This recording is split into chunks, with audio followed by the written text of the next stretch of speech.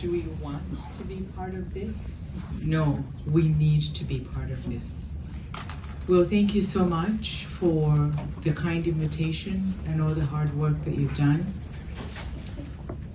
And I want to also thank you in advance for taking this time to be with us.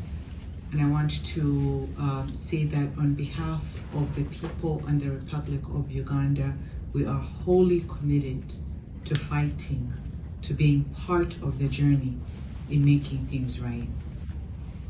Now I can get to my official speech. Good evening, distinguished colleagues, excellencies, partners, and friends. On behalf of the government of Uganda, it's a great honor to stand before you tonight at this important convening of the Global Cancer Financing Platform. It's such a great privilege for Uganda to once again lead the way in cancer innovation in Africa and the world, as it has historically done, be it the discovery of Burkitt's lymphoma, a cancer that has illuminated so much in our understanding of cancer as a disease, or the effective treatment and cure of cancer through combination chemotherapy, or the concept of essential list for anti-cancer list, which has become the cornerstone of WHO cancer control efforts. We therefore take the invitation to lead the way in piloting the concept of innovation financing as yet another opportunity to show the world that it can be done. Cancer is one of the fastest growing health challenges in Uganda. This has been well documented through our robust data system from one of the longest serving population-based cancer registry in Africa, the Kampala Cancer Registry, and complemented by the nationwide surveillance data by the Uganda Cancer Institute. I'd like to acknowledge that the Executive Director of the Uganda Cancer Institute is with us this evening.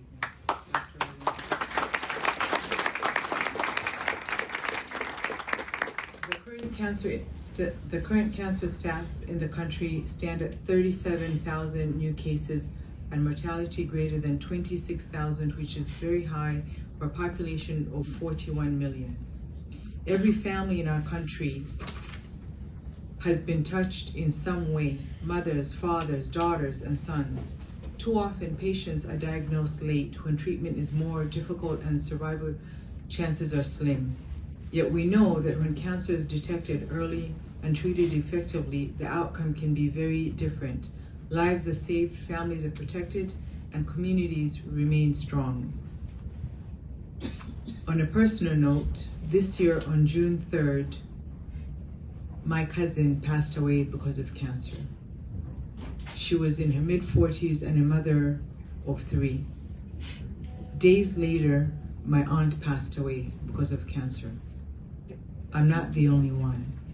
It used to be that you'd not just hear about it, but it would not be within reach in terms of what these challenges are.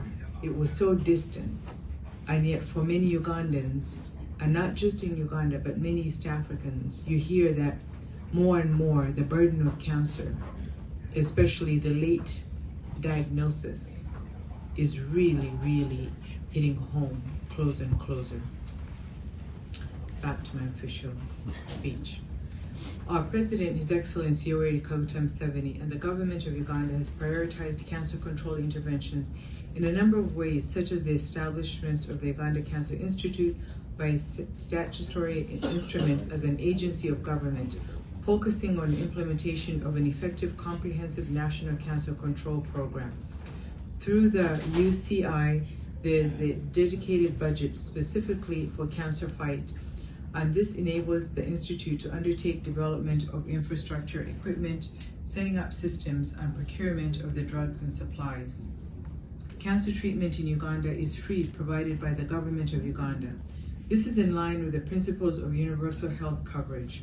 The same care is accorded to our brothers and sisters from the neighboring countries who are currently residing in Uganda due to instability in their countries, or those who come to our country in search of care in line with our Cancer Institute being the designated regional center of excellence for oncology by the East African community members. Uganda hosts 2 million refugees. That's the population of Nebraska. We're the size of the state of Oregon. But nonetheless, we're not just landlocked, but we're land-linked. So in this commitment towards cancer, we know that collectively in East Africa and beyond, really, we can begin to find solutions. We're in the process of improving access to care by moving services closer to our population through creation of regional cancer centers, which in themselves will be comprehensive in the services they offer and focused in what they do. Once again, these centers are sited close to our borders, meaning easy access as well as to the neighboring states for access by border communities. With the background above, tonight I'm so proud to share the news that Uganda will be the first country to develop a pilot initiative together with our partners at the Global Health Catalyst and the Global Cancer Financing Platform, one focused on diaspora remittances. Each year, Ugandans